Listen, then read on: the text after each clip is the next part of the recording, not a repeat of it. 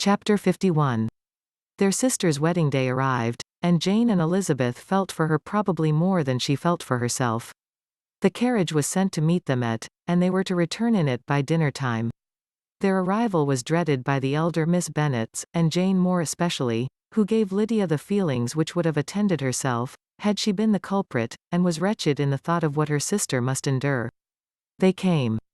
The family were assembled in the breakfast room to receive them.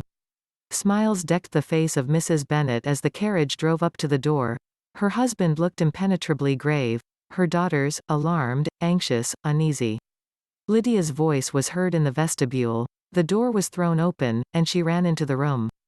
Her mother stepped forwards, embraced her, and welcomed her with rapture, gave her hand, with an affectionate smile, to Wickham, who followed his lady, and wished them both joy with an alacrity which showed no doubt of their happiness. Their reception from Mr. Bennet, to whom they then turned, was not quite so cordial. His countenance rather gained in austerity, and he scarcely opened his lips. The easy assurance of the young couple, indeed, was enough to provoke him. Elizabeth was disgusted, and even Miss Bennet was shocked. Lydia was Lydia still, untamed, unabashed, wild, noisy, and fearless. She turned from sister to sister, demanding their congratulations, and when at length they all sat down, looked eagerly round the room, took notice of some little alteration in it, and observed, with a laugh, that it was a great while since she had been there. Wickham was not at all more distressed than herself, but his manners were always so pleasing, that had his character and his marriage been exactly what they ought, his smiles and his easy address, while he claimed their relationship, would have delighted them all. Elizabeth had not before believed him quite equal to such assurance, but she sat down, resolving within herself to draw no limits in future to the impudence of an impudent man. She blushed, and Jane blushed, but the cheeks of the two who caused their confusion suffered no variation of color. There was no want of discourse. The bride and her mother could neither of them talk fast enough, and Wickham, who happened to sit near Elizabeth, began inquiring after his acquaintance in that neighborhood, with a good-humored ease which she felt very unable to equal in her replies. They seemed each of them to have the happiest memories in the world. Nothing of the past was recollected with pain, and Lydia led voluntarily to subjects which her sisters would not have alluded to for the world. "Only think of its being 3 months, she cried, since I went away. It seems but a fortnight, I declare, and yet there have been things enough happened in the time. Good gracious! When I went away, I am sure I had no more idea of being married till I came back again. Though I thought it would be very good fun if I was." Her father lifted up his eyes. Jane was distressed.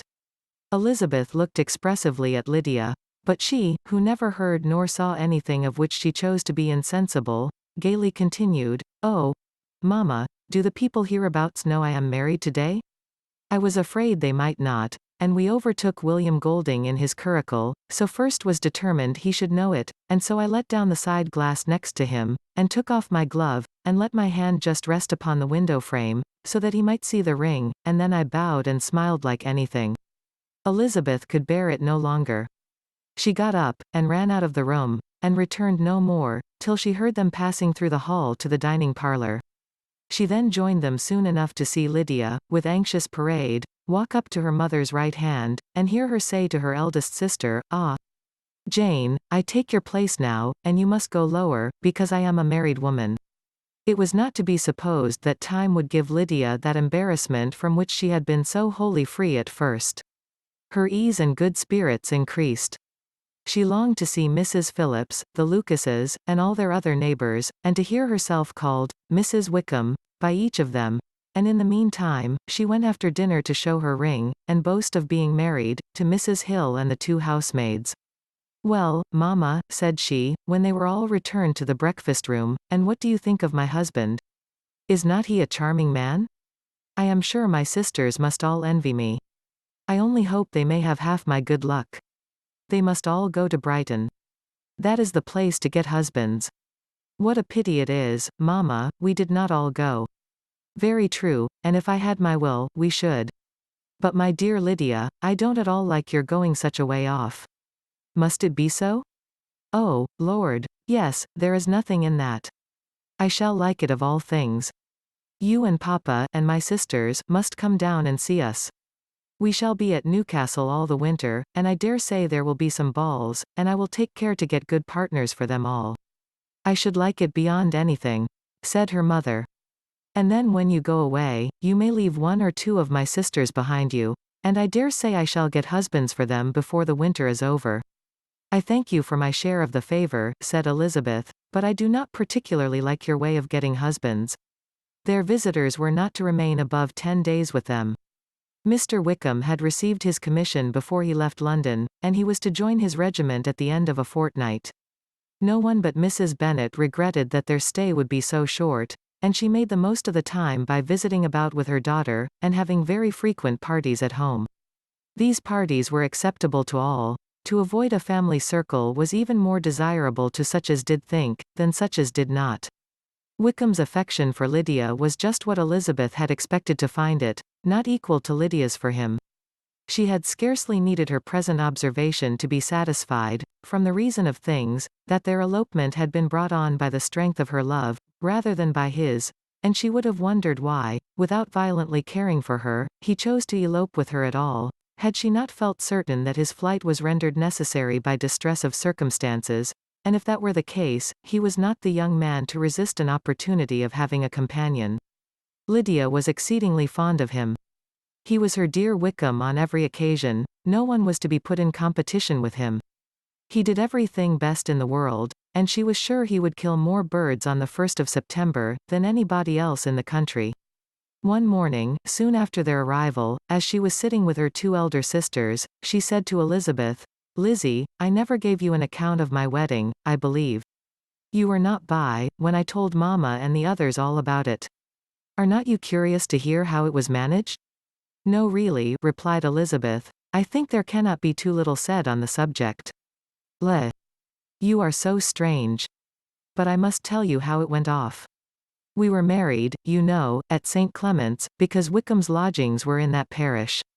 And it was settled that we should all be there by 11 o'clock. My uncle and aunt and I were to go together, and the others were to meet us at the church. Well, Monday morning came, and I was in such a fuss. I was so afraid, you know, that something would happen to put it off, and then I should have gone quite distracted. And there was my aunt, all the time I was dressing, preaching and talking away just as if she was reading a sermon. However, I did not hear above 1 word in 10, for I was thinking, you may suppose, of my dear Wickham. I longed to know whether he would be married in his blue coat. Well, and so we breakfasted at 10 as usual. I thought it would never be over, for, by the by, you are to understand, that my uncle and aunt were horrid unpleasant all the time I was with them. If you'll believe me, I did not once put my foot out of doors, though I was there a fortnight. Not one party, or scheme, or anything. To be sure London was rather thin, but, however, the little theatre was open. Well, and so just as the carriage came to the door, my uncle was called away upon business to that horrid man Mr. Stone. And then, you know, when once they get together, there is no end of it. Well, I was so frightened I did not know what to do, for my uncle was to give me away, and if we were beyond the hour, we could not be married all day. But, luckily, he came back again in 10 minutes' time, and then we all set out. However, I recollected afterwards that if he had been prevented going, the wedding need not be put off, for Mr. Darcy might have done as well. Mr. Darcy, repeated Elizabeth, in utter amazement. Oh, yes. He was to come there with Wickham, you know. But gracious me. I quite forgot. I ought not to have said a word about it. I promised them so faithfully. What will Wickham say? It was to be such a secret. If it was to be secret, said Jane, say not another word on the subject. You may depend upon my seeking no further. Oh, certainly, said Elizabeth, though burning with curiosity, we will ask you no questions. Thank you, said Lydia, for if you did, I should certainly tell you all, and then Wickham would be angry. On such encouragement to ask, Elizabeth was forced to put it out of her power, by running away. But to live in ignorance on such a point was impossible, or at least it was impossible not to try for information.